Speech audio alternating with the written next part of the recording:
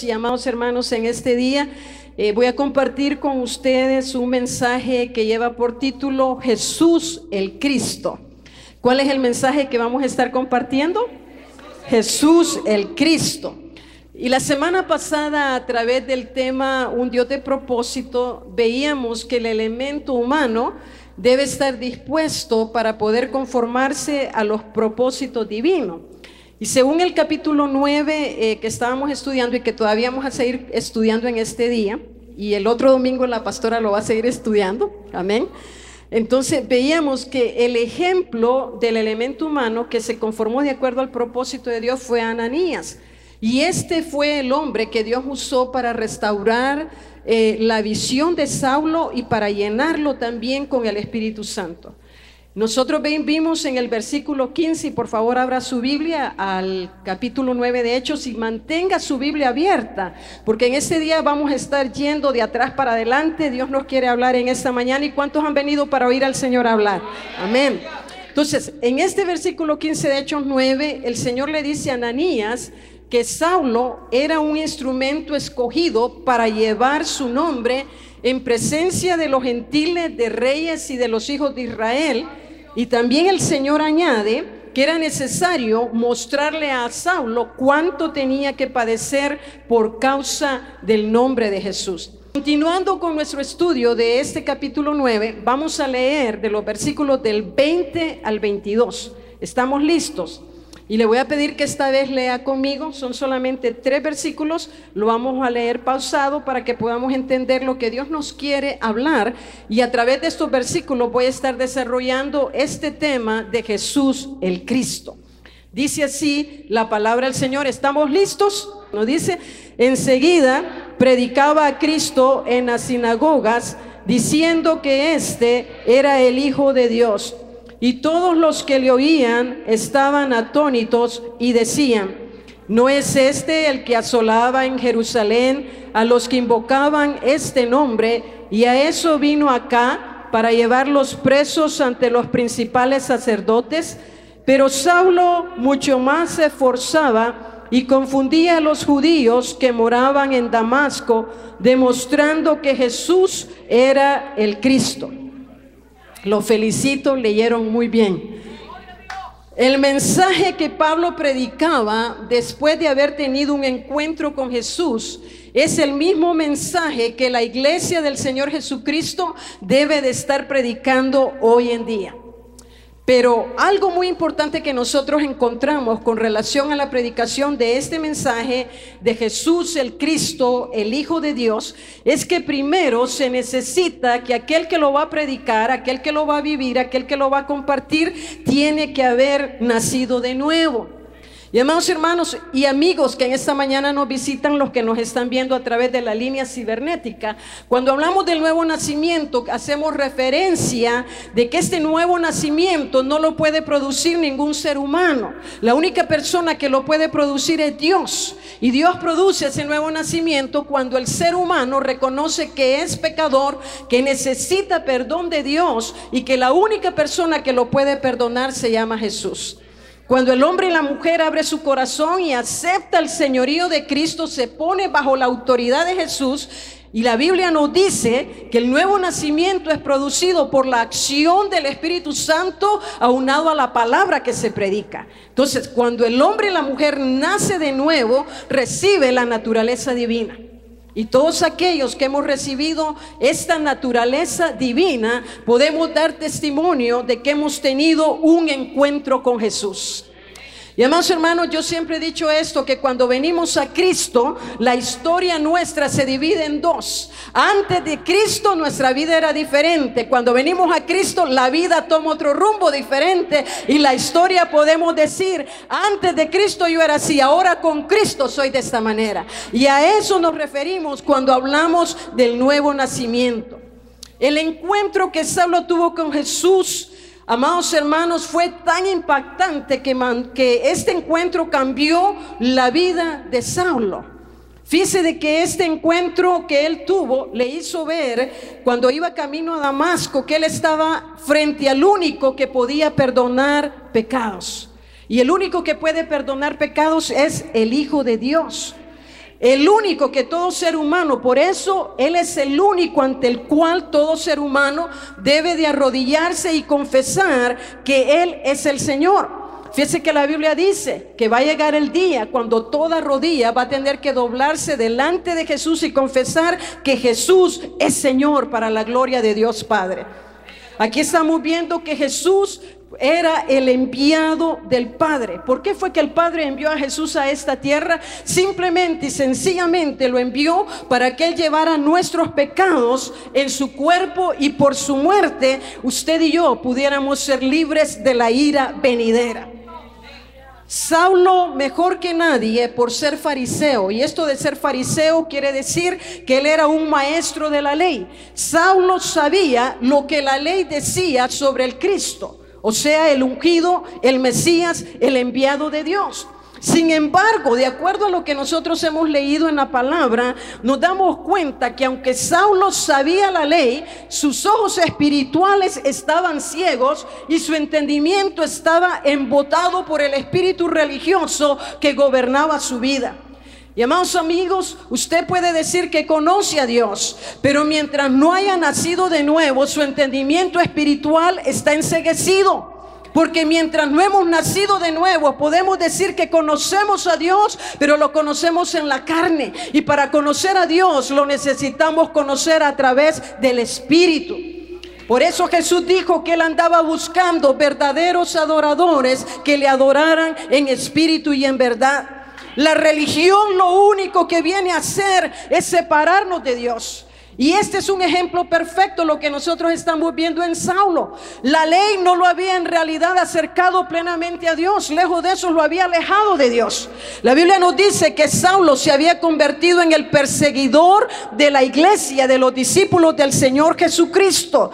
Y fue cuando él tuvo este encuentro y vio la luz gloriosa de Jesucristo, el Señor de señores, fue que el entendimiento de Pablo fue iluminado y sus ojos espirituales fueron abiertos. En ese momento Saulo dejó de ser el fanático que perseguía a la iglesia del Señor Jesucristo. Por eso el versículo 20 dice que enseguida Saulo predicaba a Cristo en las sinagogas.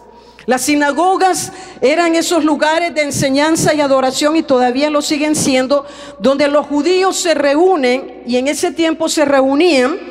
Y Saulo les decía que Jesús el Cristo era el Hijo de Dios. Según la ley, darle a alguien el título de Hijo de Dios quería decir que esa persona era el Mesías, el enviado de Dios. Y aquí, hermanos, es sumamente importante que nosotros consideremos esta mención que Saulo hace de Jesús como el Cristo. ¿Sabe por qué? Porque de esta mención que Saulo hace de Jesús el Cristo se desprende la predicación del Evangelio. Y el Evangelio sencillamente es la buena nueva de salvación y de paz que Dios le ofrece a la raza humana. En la época del Antiguo Testamento había tres clases de mediadores entre Dios y su pueblo. Y esos eran el profeta, el sacerdote y el rey. Ahora, Jesús como Cristo, y valga la aclaración, ¿verdad? Esto es muy importante que yo lo aclare para que usted pueda seguirme en el mensaje que Dios nos está dando en esta mañana. El nombre Jesús es un nombre propio. Así como mi nombre es Nuri, ese es mi nombre propio que me distingue de otras personas. Pueden haber otras Nuris, pero mi apellido es marroquín. Pueden haber otras con ese apellido marroquín, pero mi huella es única. Gloria a Dios, ¿verdad? Porque nos hizo seres únicos. Entonces, el nombre Jesús era su nombre propio y Cristo era su título mesiánico. Y eso es importante porque aquí ya vamos a entrar en materia del mensaje en esta mañana. Ahora, Jesús como Cristo o Mesías, Él reúne estas tres dignidades o cargos. Por eso nosotros podemos afirmar que Jesús es profeta, Jesús es sacerdote y Jesús es rey. Ahora vamos a empezar a ver, ¿verdad?, esta dignidad de Jesús como profeta. Y por favor abra su Biblia a Deuteronomio el capítulo 18, versículo 15. Aquí encontramos algo muy importante que Moisés le enseñó al pueblo de Israel. Y esto nos va a comprobar que Jesús es profeta. Deuteronomio 18:15 dice: profeta de en medio de ti, de tus hermanos como yo, te levantará Jehová tu Dios, a él oiréis. Moisés profetizó que Dios levantaría un profeta mayor que él. La función de un profeta, según el Antiguo Testamento, era la de ser el representante o el agente terrenal de Dios en esta tierra. La función del profeta era revelar la voluntad de Dios con relación tanto al presente como al futuro. Los profetas enviados de Dios, al igual que Jesús como profeta, se distinguían por tres aspectos de los que vamos a empezar a estudiar. El primero de esto era que los profetas predicaban la salvación de Dios. Y si usted se da cuenta, en todos los evangelios encontramos un Cristo que vino con la misión de presentar el evangelio, las buenas nuevas de salvación. Por eso nosotros podemos decir que Jesús predicó la salvación. Y aquí hay un elemento bastante, yo diría, curioso, que nos llama la atención, y es de que los profetas de Israel generalmente ellos ejercían el ministerio de ellos, llegaba a su clímax, digamos, en las épocas de crisis, cuando el pueblo y los gobernantes, los estadistas y los sacerdotes no hallaban qué hacer. Si usted ha estudiado los libros proféticos, se va a dar cuenta que muchas veces Israel se comparaba a las otras naciones. Habían dejado de adorar a Jehová, el único Dios verdadero. Se habían contaminado con los pueblos vecinos de las otras tierras. Se habían vuelto idólatras. Muchos de ellos se volvieron hechiceros. Increíble que el pueblo de Israel, el pueblo de Dios, tenía estas prácticas. Pero fue en momentos como estos cuando Dios ungía al profeta y el profeta se levantaba voz en cuello y decía: este es el mensaje de Jehová, a él oíd. Y si no, decía: este es el camino por el cual ustedes deben de andar. Entonces encontramos que la función del profeta era traer al pueblo a Dios. Era convencerlo del pecado, era confrontarlo con su pecado. ¿Para qué? Para que el pueblo se volviera a Dios. Y aquí encontramos a Jesús como profeta apareciendo en una época cuando Israel vivía en suma intranquilidad y estaba deseando una libertad nacional. Veamos lo que nos dice Juan. Por eso yo le pedí que en esta mañana usted mantenga su Biblia lista, por favor. Vamos a ver Juan capítulo 8. Para que usted entienda lo que le estoy diciendo, Juan capítulo 8, versículos del 31 al 36. Esto nos ayuda a entender el tiempo en que Jesús apareció como profeta. Dice así la palabra, leyendo del versículo 31. Dijo entonces Jesús a los judíos que habían creído en él: si vosotros permaneciereis en mi palabra, seréis verdaderamente mis discípulos, y conoceréis la verdad, y la verdad os hará libres. Le respondieron: linaje de Abraham somos, y jamás hemos sido esclavos de nadie. ¿Cómo dices tú, seréis libres? Jesús les respondió: de cierto os digo, que todo aquel que hace pecado, esclavo es del pecado. Y el esclavo no queda en la casa para siempre, el Hijo sí queda para siempre. Así que si el Hijo os libertare, seréis verdaderamente libres. Los judíos, los israelitas esperaban al Cristo, esperaban al Mesías. Pero la idea del Mesías que ellos tenían era un guerrero que iba a venir a romper el yugo romano que tenía sobre ellos. Pero aquí encontramos que Jesús comienza a predicar y los confronta con la verdadera libertad que necesitaban. Y amados hermanos y amigos, la verdadera libertad el ser humano nunca la va a poder experimentar hasta que sus pecados sean perdonados.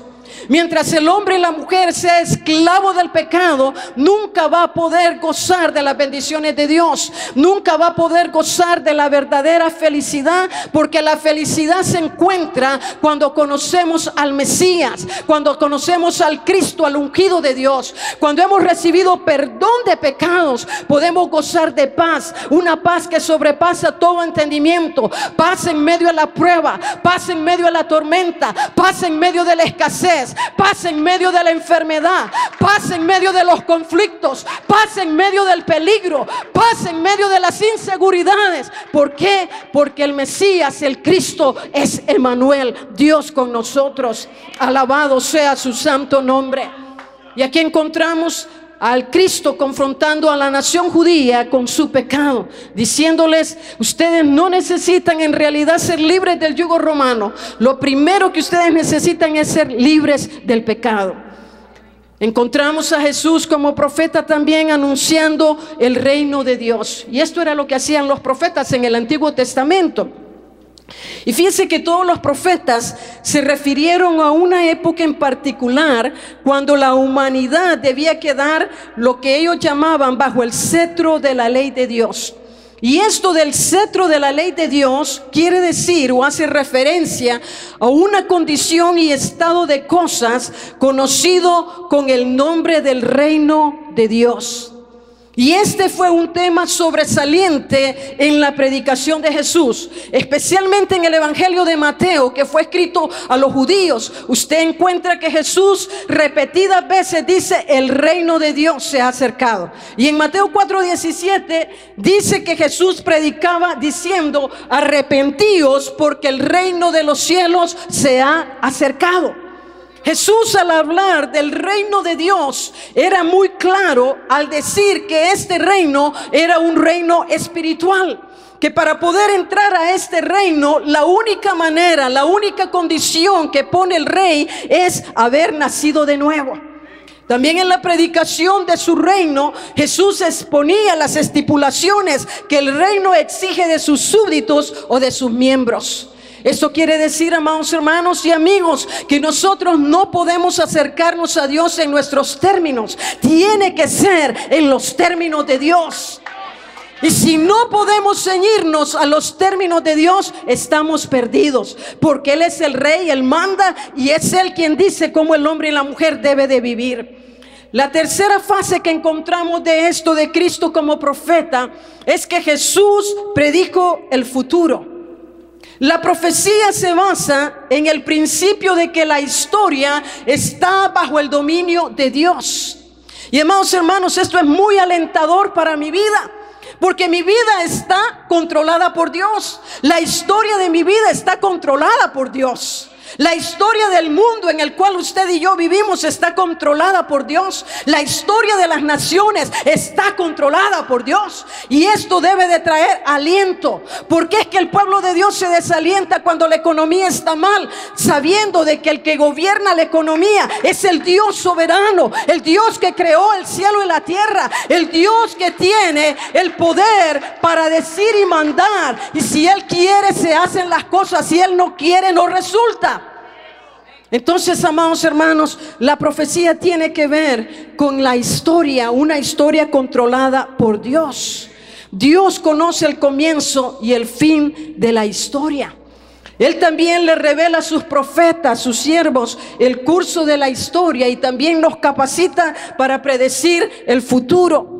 Jesús, en calidad de profeta, Él previó el triunfo de su causa y de su reino en medio del rechazo de la humanidad hacia Él, el mensaje que predicaba y al reino que había venido a establecer. La Biblia dice que los escogidos vamos a tener que enfrentar persecución. ¿O no dice así su Biblia? ¿Solo la mía dice así? No, qué bueno que estamos chequeando a ver qué Biblia tiene, ¿eh? Entonces, la Biblia dice, ¿verdad?, que nosotros vamos a tener persecución, vamos a tener tribulación, vamos a tener pruebas, vamos a tener angustias, vamos a enfrentar escasez, vamos a enfrentar rechazo, tantas cosas que vamos a pasar en esta vida. Pero en medio de todo eso, fíjese que Jesús dio una promesa a la iglesia. Y esta promesa fue, Él dijo: y edificaré mi iglesia, y las puertas del infierno no prevalecerán contra ella. Esto quiere decir de que si usted es iglesia del Señor Jesucristo, no importa la persecución, no importa que sus amigos hagan mofa de usted ahora que usted se ha convertido a Cristo, no importa que le digan ya dejaste de disfrutar la vida porque ya no sos mujeriego, porque ya no te emborrachás, porque ya no fumás, porque ahora ya no se te oye esas palabras que aquí el del gang decía. Cuando usted le digan eso por haber venido a Cristo, usted recuerde que todos vamos a tener que pasar por eso. Hay un precio que debemos de pagar en nuestra comunión con Cristo, y eso Jesús lo llamaba el precio del discipulado. Pero la Biblia nos dice de que si Él está con nosotros, ¿quién contra nosotros? Y hermanos, si estamos del lado de Jesús, caminamos seguros. Si estamos del lado de Jesús, somos parte del equipo ganador.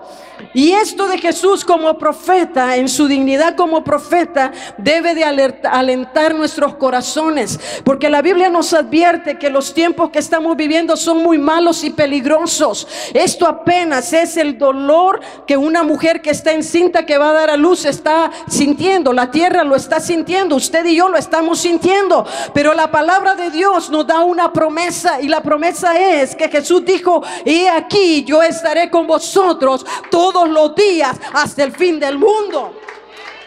Gloria a Jesús, alabado sea su nombre, bendito sea el Señor, porque Él no cambia. Usted y yo podemos cambiar de acuerdo a nuestro estado de ánimo. Si queremos, venimos a la iglesia; si no queremos, no venimos. Si tengo mucho sueño, la cama me llama, me quedo allá, y los hermanos que se gocen en el servicio.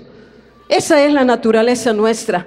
Pero la naturaleza de Dios es inmutable, Él no cambia. Y eso que Jesús dijo que Él iba a estar con nosotros hasta el fin del mundo, tenga por seguro que Él va a cumplir su promesa. Acompáñenme a ver la segunda dignidad del Cristo, el Mesías, y esta la encontramos en Hebreos. Vamos a ir a Hebreos, el capítulo 5, y vamos a leer los versículos del 1 al 6, donde vamos a ver a Jesús en su dignidad de sacerdote. Y dice así la palabra, leyendo en Hebreos 5, versículos del 1 al 6: porque todo sumo sacerdote tomado de entre los hombres es constituido a favor de los hombres en lo que a Dios se refiere, para que presente ofrendas y sacrificios por los pecados, para que se muestre paciente con los ignorantes y extraviados, puesto que Él también está rodeado de debilidad, y por causa de ella debe ofrecer por los pecados, tanto por sí mismo como también por el pueblo. Y nadie toma para sí esta honra, sino el que es llamado por Dios, como lo fue a Aarón. Así tampoco Cristo se glorificó a sí mismo, haciéndose sumo sacerdote, sino el que le dijo: tú eres mi hijo, yo te he engendrado hoy. Como también dice en otro lugar: tú eres sacerdote para siempre, según el orden de Melquisedec. Un sacerdote, según la Biblia, es un intermediario entre Dios y el hombre. Un sacerdote representa al hombre delante de Dios para alcanzar su favor divino, pero también era para ofrecer sacrificios. ¿Para qué? Para que el hombre pudiera ser exonerado de su culpa o de su pecado.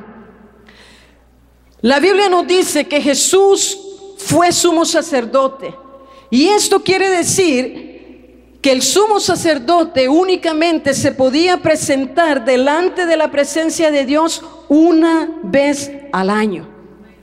Y esa vez al año que el sumo sacerdote se presentaba delante de Dios, lo hacía para expiar los pecados del pueblo. Sin embargo, yo encuentro algo tremendo en esto que la palabra nos dice: es de que Jesús, como sumo sacerdote, no solamente se presentó Él, sino que también Él se ofreció a sí mismo como una ofrenda por nosotros. Ninguno de los sumos sacerdotes que tuvo el pueblo de Israel pudo hacer eso por Israel ni por las naciones. El único que lo pudo hacer se llama Jesús. Y veamos lo que nos dice Hebreos, el capítulo 10, dando lectura al versículo 4, y vamos a leer hasta el versículo 14 para que podamos entender a plenitud la dignidad de Jesús como sumo sacerdote o sacerdote. Leyendo del versículo 4: porque la sangre de los toros y de los machos cabríos no puede quitar los pecados. Por lo cual, entrando en el mundo, dice: sacrificio y ofrenda no quisiste, mas me preparaste cuerpo. Holocaustos y expiaciones por el pecado no te agradaron. Entonces dije: he aquí que vengo, oh Dios, para hacer tu voluntad, como en el rollo del libro está escrito de mí. Diciendo primero: sacrificio y ofrenda y holocaustos y expiaciones por el pecado no quisiste, ni te agradaron, las cuales cosas se ofrecen según la ley. Y diciendo luego: he aquí que vengo, Dios, para hacer tu voluntad, quítalo primero para establecer esto último. En esa voluntad somos santificados mediante la ofrenda del cuerpo de Jesucristo, hecha una vez para siempre. Y ciertamente todo sacerdote está día tras día ministrando y ofreciendo muchas veces los mismos sacrificios que nunca pueden quitar los pecados. Pero Cristo, habiendo ofrecido una vez para siempre un solo sacrificio por los pecados, se ha sentado a la diestra de Dios. De ahí en adelante, esperando hasta que sus enemigos sean puestos por estrado de sus pies, porque con una sola ofrenda hizo perfectos para siempre a los santificados. Gloria sea el nombre de Jesús. Alabado sea su nombre por siempre y para siempre. Porque los sacrificios no podían quitar la culpa del corazón de los judíos o los israelitas.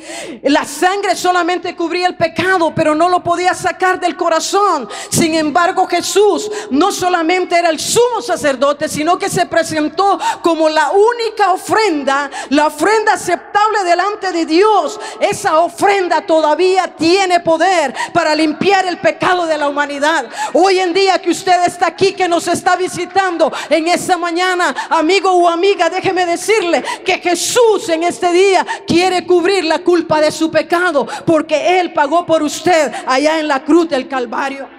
Jesús, nuestro inmaculado y perfecto sacerdote, se ofreció como una sola ofrenda, la única ofrenda que Dios podía aceptar por su pecado y por el mío, la única ofrenda que nos podía otorgar limpieza del pecado. Y como sumo sacerdote, Él está intercediendo por nosotros a la diestra de Dios Padre. Amados hermanos, este mensaje que Saulo predicaba sobre el Cristo, el Hijo de Dios, la iglesia tiene que proclamarlo, pues la Biblia enfáticamente nos dice en Primera de Timoteo, el capítulo 3, versículos 5 y 6, porque hay un solo Dios y un solo mediador entre Dios y los hombres, Jesucristo hombre, el cual se dio a sí mismo en rescate por todos. Escúcheme bien los que están aquí y los que nos están mirando a través de la línea cibernética. Por lo tanto, ni el Papa de Roma, ni el Dalai Lama, ni Buda, ni Mahoma, ni Sai Baba, ni la Virgen María puede salvar el alma de ningún ser humano, pues ellos, al igual que usted, al igual que yo, son seres humanos necesitados del perdón de Dios, necesitados que su culpa sea quitada. El único que puede perdonar pecados y salvarnos de nuestros pecados es Jesús, el Cristo, el Hijo de Dios. Gloria sea a su santo nombre. Bendito sea el nombre de Jesús. A Él sea la gloria por siempre y para siempre. Aleluya. Gloria a Dios. Es bueno que recordemos que ese mensaje del Cristo, el Hijo de Dios, el Mesías, el enviado de Dios, Saulo lo estaba predicando a los judíos en sus centros de enseñanza y adoración, que eran las sinagogas. La Biblia nos dice en el versículo que leímos de nuestro texto, en Hechos capítulo 9, los versículos 20 en adelante, que los judíos decían, estaban asombrados, estupefactos, no podían creerlo. Y ellos decían, ¿no es este el que asolaba en Jerusalén a los que invocaban ese nombre? Y a eso vino acá, para llevarlos presos ante los principales sacerdotes. Continuando con la tercera dignidad de Jesús como Cristo, encontramos que Jesús es Rey. De acuerdo al Antiguo Testamento, el Mesías iba a ser el gran rey de la casa de David, que debía de gobernar a Israel y a las naciones. Cuando este Mesías viniera, el enviado de Jehová, el que venía a salvarlos. Él iba a iniciar una era de justicia, paz y prosperidad. Como referencia, los que estudiosos de la Biblia que tenemos aquí en Vida Abundante, le voy a dar la referencia de lo que estoy diciendo. Usted lo puede encontrar en Isaías capítulo 11, versículos del 1 al 9, y en el Salmo 72. Usted lo puede estudiar ahí en su casa. Los profetas hablaron del reinado futuro de Jesús. Jesús era del linaje de David, pura sangre de la casa de David era Jesús. Y fíjese que en Juan capítulo 18, por favor volvamos al libro de Juan. Me encanta el evangelio de Juan, porque el evangelio de Juan usted encuentra que los que tenemos la Biblia en roja que marca las palabras de Jesús, casi muchas partes del libro de Juan las encontramos en rojo. Y eso es porque Jesús habla de él mismo. Si usted quiere conocer quién es Jesús, lee el libro de Juan. Entonces, vamos a leer en el capítulo 18 del libro de Juan, con relación a su dignidad como rey, leyendo de los versículos 33 al 36. Y aquí encontramos algo muy importante. Entonces Pilato volvió a entrar en el pretorio. Esto es cuando llevaron a Jesús delante de los romanos. Y llamó a Jesús y le dijo: ¿eres tú el rey de los judíos? Jesús le respondió: ¿dices tú esto por ti mismo o te lo han dicho otros de mí? Pilato le respondió: ¿soy yo acaso judío? Tu nación y los principales sacerdotes te han entregado a mí. ¿Qué has hecho? Respondió Jesús: mi reino no es de este mundo. Si mi reino fuera de este mundo, mis servidores pelearían para que yo no fuera entregado a los judíos, pero mi reino no es de aquí. Le dijo entonces Pilato: ¿luego eres tu rey? Respondió Jesús: tú dices que yo soy rey. Y ponga atención a lo que Jesús añadió. Él dijo: yo para esto he nacido y para esto he venido al mundo, para dar testimonio a la verdad. Todo aquel que de la verdad oye mi voz. En otras palabras, Jesús estaba afirmando que él era rey.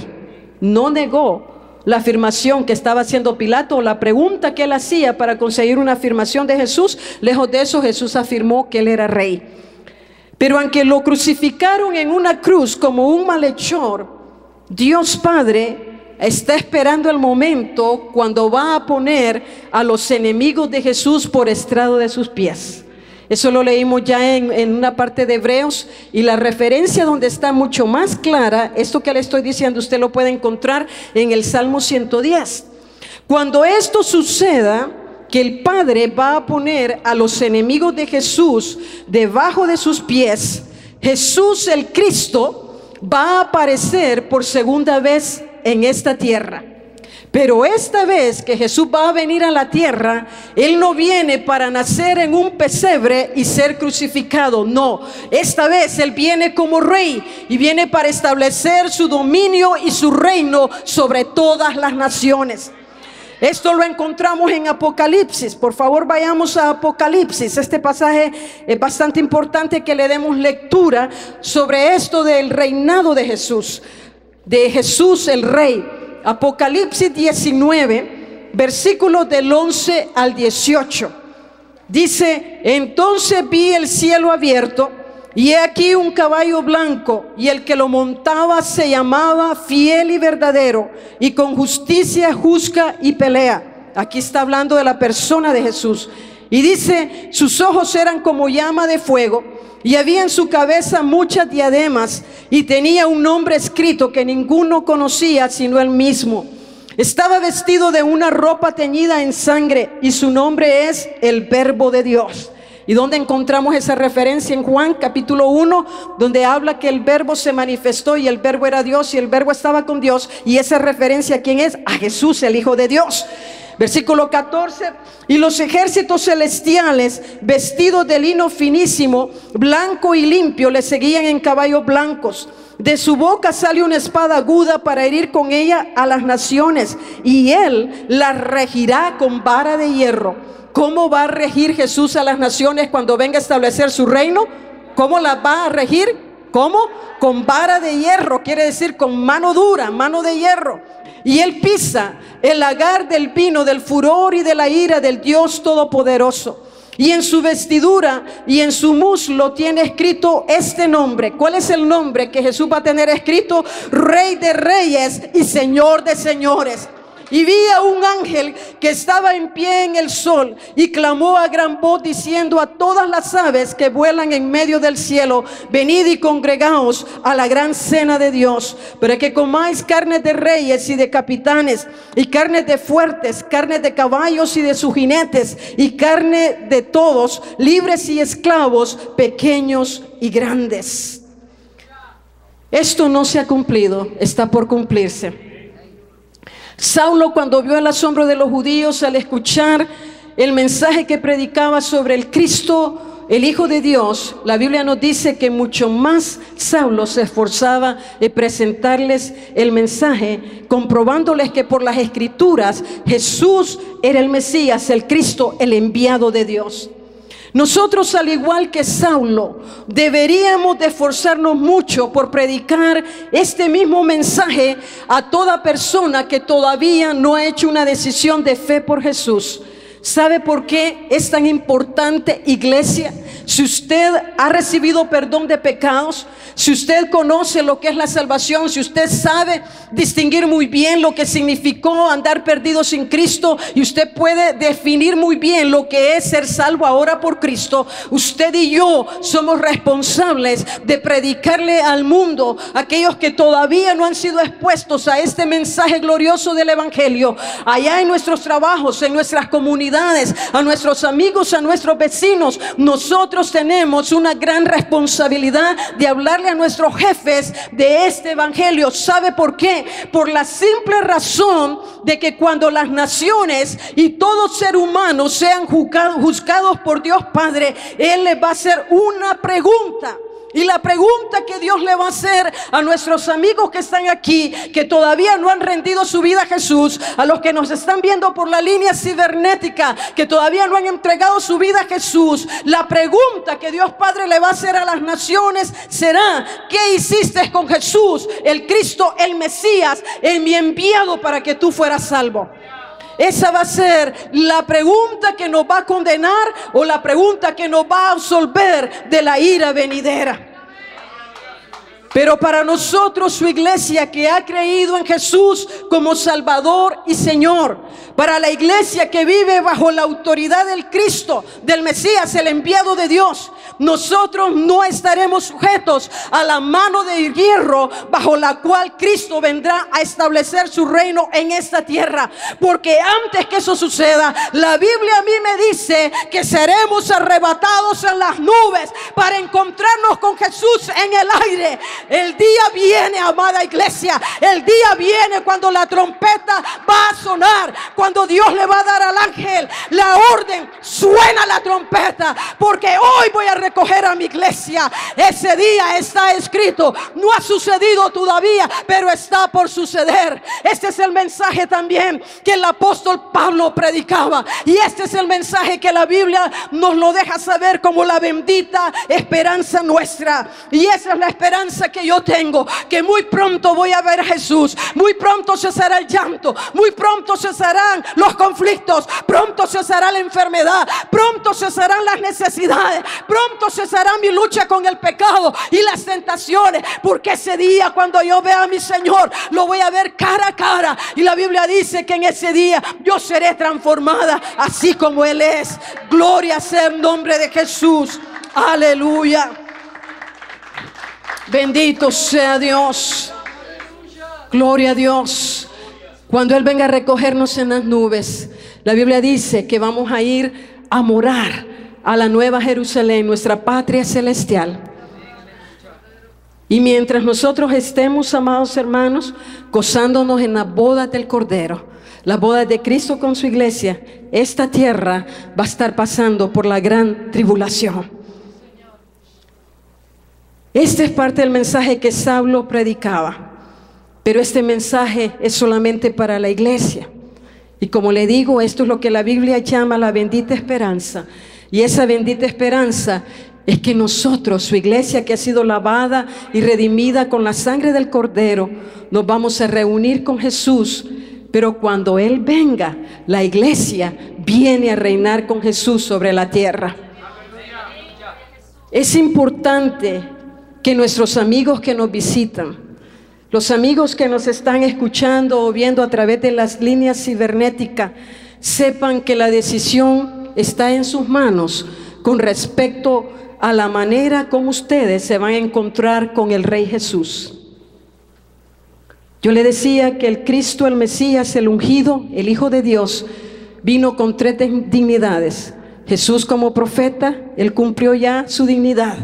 Jesús como sacerdote la cumplió y todavía la sigue cumpliendo allá en el cielo, porque la Biblia nos asegura que Él está sentado a la diestra de Dios Padre, intercediendo por nosotros. Jesús está rogando por nosotros, que nuestra fe no decaiga, que cuando estemos pasando por pruebas, la prueba no nos vaya a aplastar, que la tribulación no nos vaya a deshacer, que el dolor que podemos estar experimentando no nos vaya a consumir, o el quebranto por el cual estamos viviendo, que no vaya a dañar nuestro espíritu. El Padre allá está escuchando el clamor de Jesús, su Hijo. Eso es lo que la Biblia nos dice.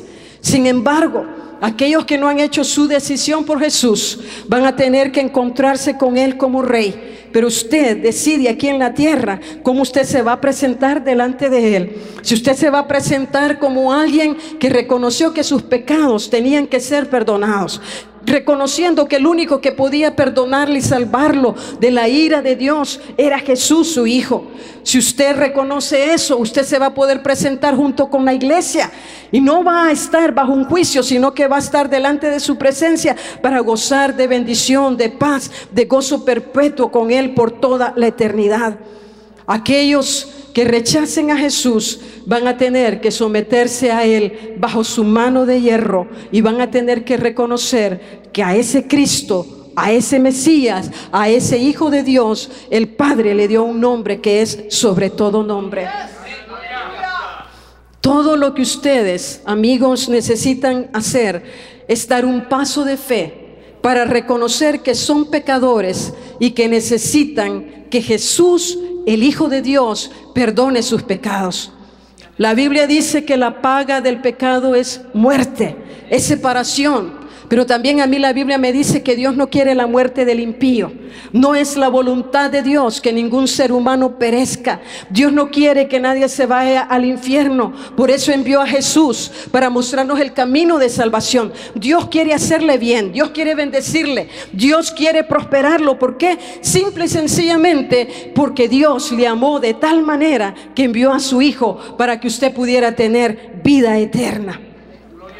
La Biblia también nos dice que Jesús, el profeta, sacerdote y rey, en este día dice: he aquí, yo estoy a la puerta y llamo.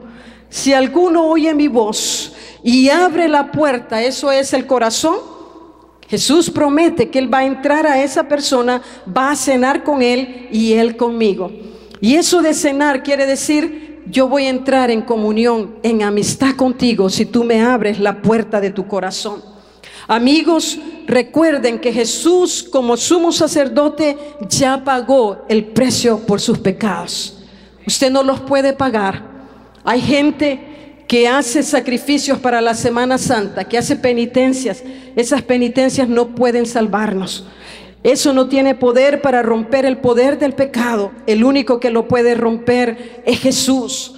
Pero amigos, para que la ofrenda de Jesús sea efectiva en su vida, usted tiene que creer que solo Jesús le puede salvar de su pecado.